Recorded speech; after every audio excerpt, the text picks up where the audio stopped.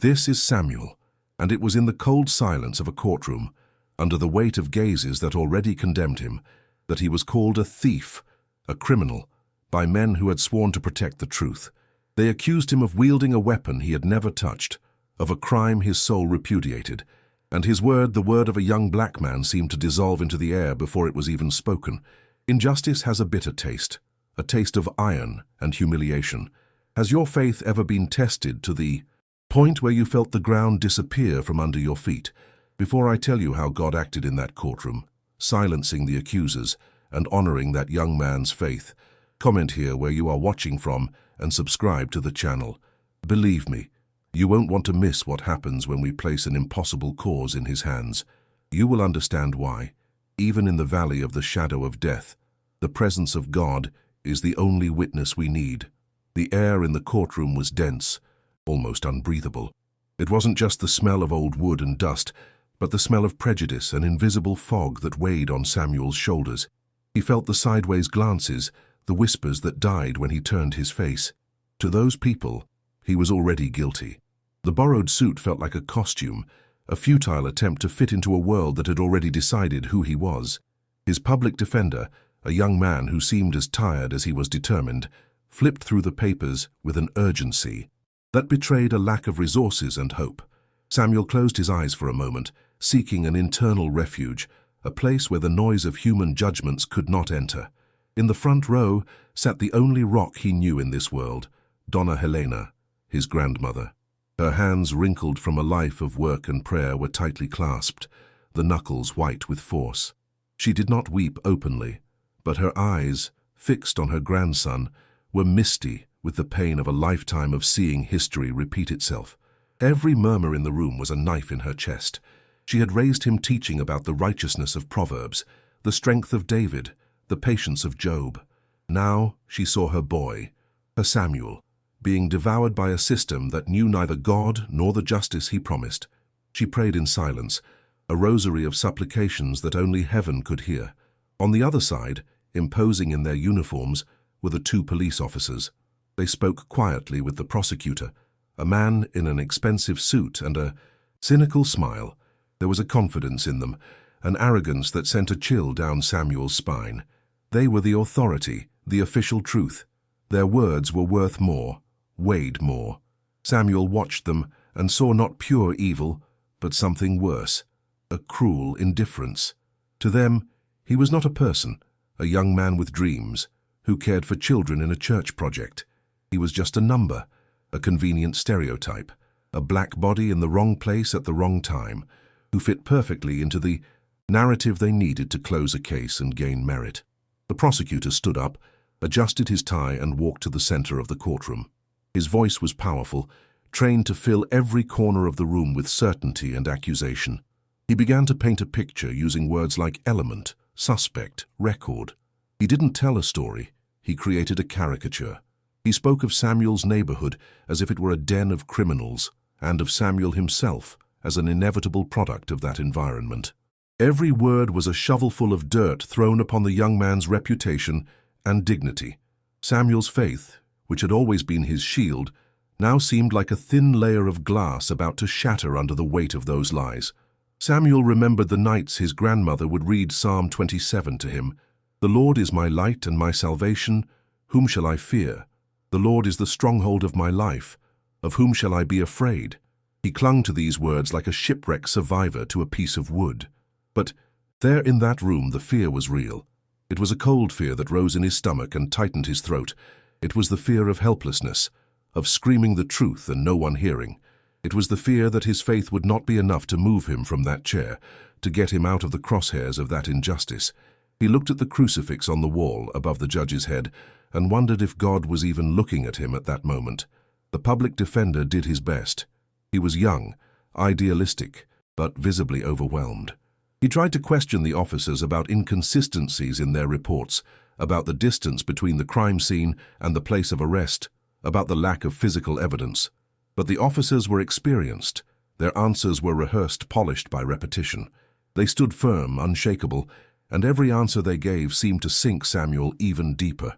The jury, composed of people who had probably never set foot in Samuel's neighborhood, listened to everything with a neutral expression that was more frightening than the accusation itself. The humiliation was a slow, gradual process. It began with the arrest, in front of the neighbors and the children from the project who saw him as a hero. It continued at the police station, where his calmness was interpreted as the coldness of a criminal. And now, it reached its peak in the courtroom, where his entire life was being distorted and judged by strangers. Samuel felt the weight of being a stereotype. The young, black man from the periphery, automatically a suspect. He didn't need to have done anything. His mere existence in a certain context was the proof the system needed. It was a battle he felt he was losing before it had even begun. In the midst of the testimony of one of the police officers, who was describing with fictitious detail Samuel's supposed escape, the young man's mind traveled to the community center. He saw the children's faces, their smiles when he helped them with their homework, the trust in their eyes. That was what mattered. That was his ministry, his purpose. The pain of the injustice was not just for his freedom, but for that legacy. What would those children think? Would the seed of hope he planted in them every day be uprooted by the lie? At that moment, Samuel's trial transcended his own life. It was about protecting the faith he inspired in others. A new strength, coming from that purpose, began to sprout in his chest. The prosecutor, noticing Samuel's calmness, saw not the serenity of faith, but the coldness of a guilty man trained not to show emotion. He smiled, a minimal, cruel gesture, believing he had found the young man's weak spot. For a man like him, accustomed to outbursts and denials, Samuel's dignified silence was an unknown script, and he decided the best way to break it was with direct humiliation. He approached the defense table, resting his hands on it and leaning in to invade Samuel's personal space, his eyes fixed on the young man's. Like a predator cornering its prey, the plan was clear: to provoke, to poke the wound until the boy lost control and showed himself to be the rabid animal the prosecution was painting him as.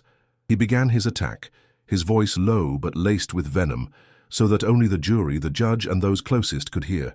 "So you're the good boy, aren't you, Samuel? The children's monitor. How convenient. Tell me, what do you teach them? To stay calm when they're accused? Or do you teach them how to look an authority figure in the eye and lie without blinking?"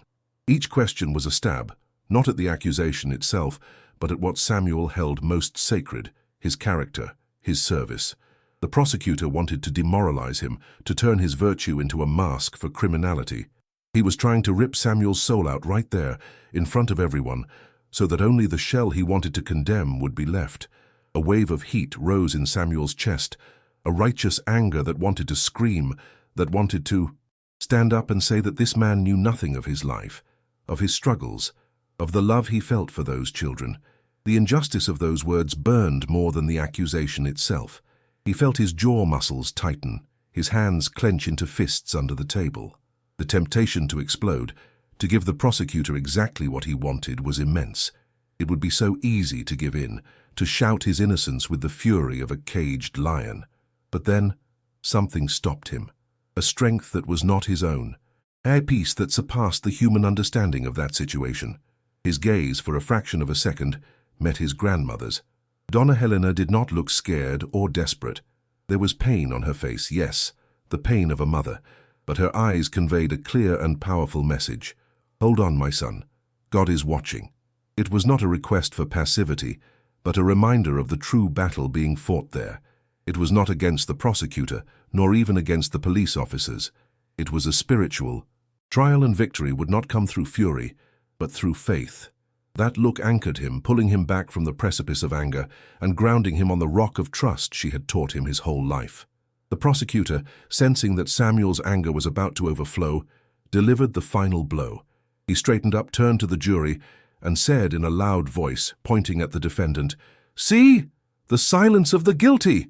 Then he turned back to Samuel with theatrical contempt. "Where is your anger, boy? An innocent man would be screaming, protesting. He would be fighting for his life. Where is your indignation?"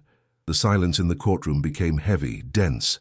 All eyes turned to Samuel, waiting for the explosion, the loss of control that would seal his fate. Time seemed to stop, suspended in the expectation of that reaction.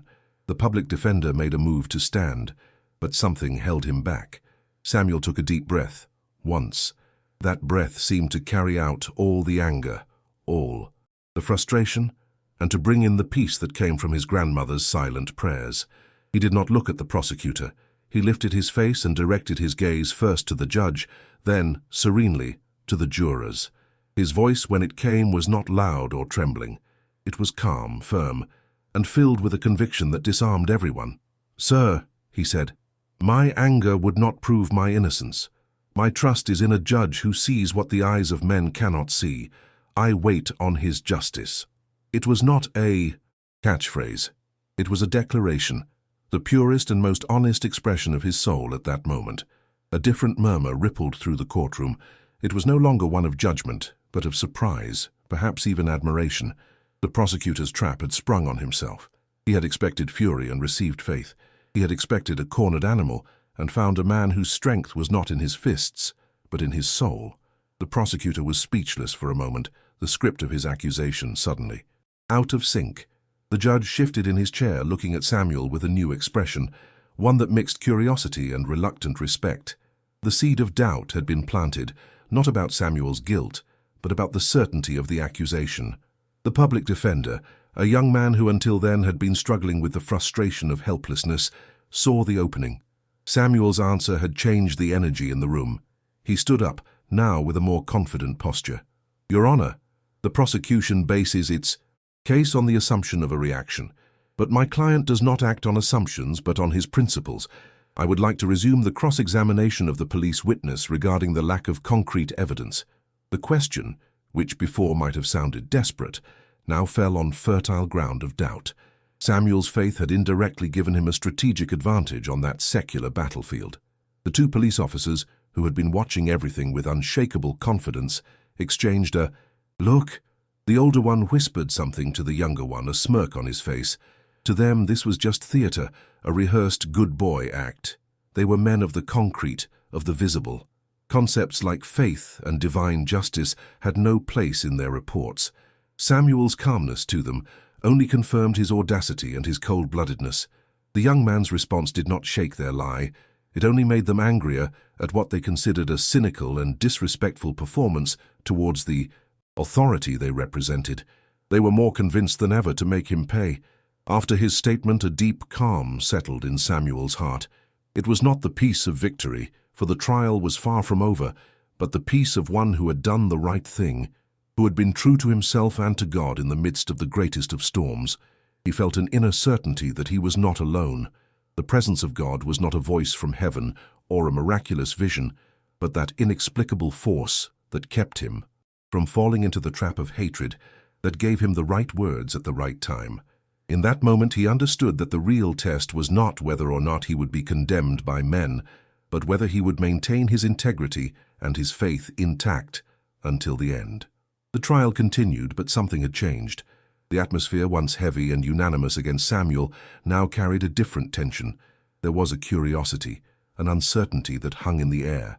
The prosecutor, shaken by the unexpected turn of events, became more aggressive, his questions more incisive, as if trying to regain lost control through brute force. He called witnesses who spoke of the neighborhood as a war zone, tried to link Samuel to old, unsolved cases, throwing any kind of mud at the wall in the hope that some of it would stick. But each new accusation seemed increasingly desperate, less credible, after the young man's demonstration of integrity. The public defender, in turn, felt energized. Samuel's answer gave him not only a new line of defense, but a new conviction. He began to hammer away at the inconsistencies. "You said you saw him clearly, but the street was poorly lit, correct? The victim's description doesn't exactly match my client's height, does it?" They were small holes, but now in the minds of the jurors, these holes were beginning to look like craters. The prosecution's narrative, once a solid block of concrete, was beginning to crack under the pressure of the doubt that Samuel's faith had sown. Donna Helena, in the front row, continued her silent vigil. Her prayers were no longer of desperate supplication, but of confident waiting. She felt that God was weaving something behind the scenes, something that human eyes could not yet see. She remembered a story her pastor once told, about how God sometimes lets the storm reach its peak before calming the waters, so that no one will doubt who is the author of the miracle. She clung to that hope, her eyes never leaving. Her grandson, sending him waves of strength and love across that cold room. The tension mounted with each passing minute. The prosecutor, feeling the case slip through his fingers, played his last card. He asked the judge to have Samuel describe his exact whereabouts at the time of the crime. It was a risky move, but he was counting on the young man, under pressure, to contradict himself or to present a weak, easily dismantled story. The public defender objected, but the judge, visibly intrigued by Samuel's demeanor, allowed the question. "Your Honor, the defendant claims innocence. Let him tell us where he was," said the judge, his gaze fixed on Samuel. All eyes turned back to the young man. The silence was absolute. Samuel swallowed hard. He knew where he was, but how could he prove it? It was his word against that of 2 law enforcement officers. I was praying," he said, his voice low but clear. A muffled laugh came from the corner where the police officers were sitting. The prosecutor smiled victoriously as if to say, "I knew it." "Praying? How convenient, Mr. Samuel. And where were you having this conversation with God? In what sacred place?" The sarcasm was palpable, filling the room with a cold contempt. Samuel's faith was being publicly ridiculed, turned into an absurd and laughable alibi. "I was in the chapel at the diocesan headquarters," Samuel continued, maintaining his composure, though his heart was pounding uncontrollably. I was alone." The word alone hung in the air, heavy and definitive. It was the confession the prosecution needed. No witnesses, no proof, just the word of a defendant against that of 2 police officers. Samuel's defender lowered his head, discouragement visible on his face. The small congregation from the church at the back of the room felt the blow. The hope, which had blossomed minutes before, began to wilt. It seemed like the end. Checkmate. The prosecutor walked triumphantly back to his table. "No. Further questions, Your Honor." He sat down, crossed his arms, and looked at the jury with a case-closed air. The judge sighed, looking disappointed, and was preparing to proceed with the final rites, which would most likely lead to a conviction. The gavel of injustice was about to fall. Donna Helena closed her eyes tightly, a tear finally escaping and rolling down her wrinkled cheek. "Lord, do not forsake my boy. Show your glory, my God," she whispered, in a final act of desperate faith. It was at that exact moment, when the silence of defeat seemed to have settled in for good, that a sound broke the solemn quiet of the courtroom. It was not a loud sound, but a distinct and heavy one. The creaking of the large wooden doors at the back of the room. Everyone turned instinctively. The light from the outer hallway flooded the dark room, creating a silhouette at the entrance. For a moment, no one could make out who it was, but as the figure entered, step by step, a murmur of shock and reverence spread through the gallery. The air changed. The temperature seemed to rise. Something of immense weight and authority had just entered that place. The man was tall, with graying hair and a posture that commanded respect effortlessly. He wore a simple but elegant suit, and his face was known to almost everyone in the city, whether from his television appearances, his tireless work in the communities, or his unquestionable spiritual leadership. It was Bishop Elias, the leader of the diocese. His presence there was so unexpected, so improbable, that it seemed like an apparition. The prosecutor stood up, dumbfounded. The police officers shifted in their chairs, the arrogance suddenly vanishing from their faces. The judge took off his glasses, incredulous. Bishop Elias walked down the central aisle with firm, calm steps, his gaze sweeping the room before landing on Samuel. He gave the young man a discreet but meaningful smile, a smile that said, "Calm down, the cavalry has arrived." Samuel felt his whole body tingle. He had no idea how the bishop knew how he had gotten there. He only knew that this presence was the answer to his grandmother's prayer, the physical manifestation of the divine justice in which he had placed his faith. The silence in the courtroom was no longer one of defeat, but of a paralyzing expectation. God had just placed his piece on the board. The judge, recovering from the shock, cleared his throat and lightly banged his gavel. "Bishop Elias, to what do we owe the honor of your presence?" His voice, normally firm and authoritative, carried a tone of genuine surprise and respect. One did not interrupt a trial in that way, but the figure of Bishop Elias transcended common protocols. He was a moral authority that even the most skeptical of public men hesitated to challenge. The bishop approached the witness area, his calm and direct gaze on the judge. "Your Honor, I apologize for the interruption. I only learned of this trial a short while ago, and I have come because I have testimony to give that is crucial to the truth in this case." The prosecutor stood up abruptly. "Objection, Your Honor. The witness phase has already been closed. This is completely out of order." His voice was a pitch higher than normal, a mixture of panic and indignation.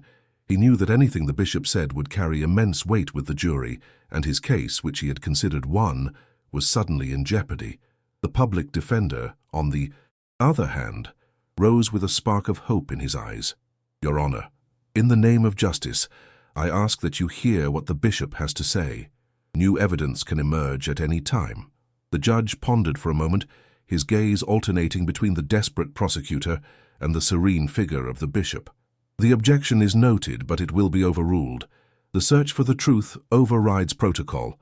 Bishop Elias, please approach," the judge decided, his curiosity and sense of justice speaking louder. The bishop walked to the witness stand and, before sitting, took the oath with a solemnity that imposed absolute silence in the room. He did not need a Bible in his hand. His own life was a testament to his word. Samuel watched him, his heart pounding, not with fear but with an overwhelming gratitude. He didn't understand how, but he knew he was about to witness the hand of God acting in a visible and undeniable way. "Bishop, do you know the defendant, Samuel?" asked the judge. "Yes, Your Honor.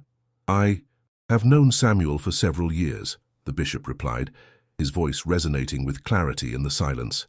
"He is one of our most dedicated young men, an example of faith and service to the children of his community. I know his character. I know his soul. This young man is incapable of the violence and dishonesty of which he is accused." The words were a powerful character defense, but the bishop knew he needed more than that. The prosecutor rolled his eyes, preparing to dismiss this as the mere opinion of a religious leader protecting one of his own. But he had no idea what was coming. "With all due respect, Your Honor," the bishop continued, leaning slightly toward the microphone, "my presence here is not just to testify about Samuel's character. It is to testify about a fact." He paused dramatically, ensuring he had everyone's attention, especially the jury's. This young man could not have committed any crime at the time alleged by the prosecution. A shiver ran down Samuel's spine. The police officers, once relaxed, were now rigid in their chairs, their faces visibly paling. Their confidence began to drain away, replaced by a growing fear. The prosecutor couldn't contain himself.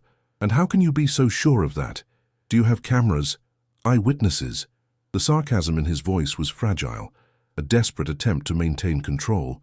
Bishop Elias turned his head slowly and looked directly at the prosecutor, without anger, but with an authority that made him take a step back. Then he turned back to the judge and the jury and gave the answer that would change everything. "No, I don't have cameras. I have something more irrefutable. I am the eyewitness." The room held its breath collectively. What did he mean by that? At that exact hour, the bishop declared, his voice filling every inch of the courtroom, the hour when the prosecution alleges that Samuel was committing a robbery several blocks away, he was by my side. We were together, in the chapel at the headquarters of our diocese, in a vigil. The shock in the room was like a physical wave. The prosecutor's jaw literally dropped. The jurors looked at each other, their faces expressing a mixture of astonishment and relief. Donna Helena brought her hands to her mouth, tears now flowing freely, tears of gratitude and joy.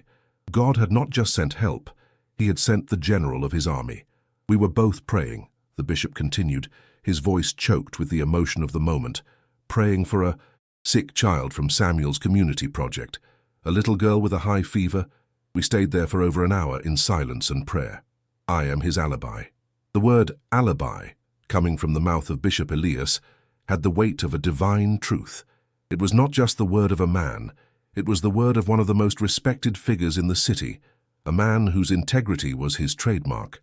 The police officer's lie, so carefully constructed, crumbled in an instant, reduced to dust by the force of that simple and powerful truth. The two police officers seemed to have shrunk in their seats. Sweat glistened on their foreheads. Their gazes shifted, unable to face the bishop, the judge, or even Samuel. The charade was over. Their authority, which once seemed unshakable, was now exposed as a fraud. They were no longer representatives of the law, but two liars caught in the act, unmasked in the most public and humiliating way possible. The silence that followed was the sound of their credibility, shattering. They had underestimated Samuel, but above all, they had underestimated the God he served. Samuel closed his eyes, but this time it wasn't to seek refuge, it was to give thanks. A feeling of peace and justice washed over him, washing away all the humiliation, all the fear, all the pain of the last few hours. He remembered the passage from Isaiah that his grandmother always quoted, "No weapon forged against you will prevail, and you will refute every tongue that accuses you in judgment." In that moment, he didn't just believe those words, he lived them. He felt them in every fiber of his being. The justice of men could be flawed, blind and cruel, but the justice of God, though sometimes silent and slow, was always perfect, certain, and on that day spectacularly punctual. The verdict was a mere formality. The judge, with a severity in his eyes that wasn't there before, acquitted Samuel of all charges, his voice echoing with a finality that left no room for doubt. But he didn't stop there. And given the circumstances and the irrefutable testimony of Bishop Elias, this court orders the immediate opening of an internal investigation for perjury and obstruction of justice against the officers present here. The two police officers, once accusers, now became the investigated. They were instructed to surrender their weapons and their badges right there. The humiliation they had tried to impose on Samuel turned back on them in a devastating and public way. Justice sometimes is poetic in its execution. Leaving the courthouse was completely different from entering. Samuel was no longer the anonymous defendant, but a symbol. The people who had once looked at him with suspicion now watched him with respect and admiration. Members of the press who had previously smelled blood now wanted the story of the young man of faith. But Samuel walked past them in silence, his gaze seeking only two people. He hugged his grandmother, a long, tight embrace. That said everything words could not. "I knew it, my son. I knew he wouldn't forsake you," Donna Helena whispered in his ear, her face wet with tears of relief.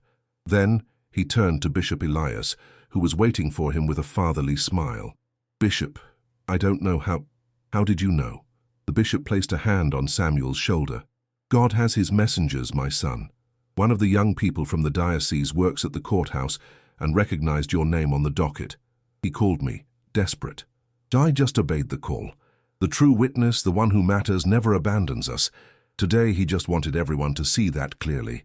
The simplicity of the explanation only reinforced the magnitude of the miracle. It was not a coincidence. It was divine providence, a chain of faith that connected the right people at the right moments. The news spread like wildfire through the city. Samuel's story was no longer about a crime, but about faith, integrity, and the fallibility of a system that judges by appearances. His calmness during the interrogation, once seen as weakness or cynicism, was reinterpreted as the strength of someone who knew he was not alone. He became, unintentionally, an even stronger leader for the youth of his community. His story proved that righteousness is not an easy path, but it is the only defense that never fails. He didn't have to scream his innocence. His life and his faith testified for him, and God took care of bringing the confirmation in his perfect time. That day, everyone in the courtroom learned a profound lesson. They learned that a man's strength is not in the loudness of his voice or the authority of his uniform, but in the truth he carries in his heart. And that faith, often seen as a private and silent belief, has the power to move heaven and earth, to silence accusers, and to send the right witness through the back door, right at the moment when all hope seems lost. Samuel's trial did not end with a verdict, but with a testimony. A testimony that when the justice of men fails, the justice of God manifests in a way that no one ever forgets. If you know someone who needs their faith strengthened, please share this video. Don't forget to subscribe for more stories about how faith in God can move mountains. Thank you for listening. Thank you for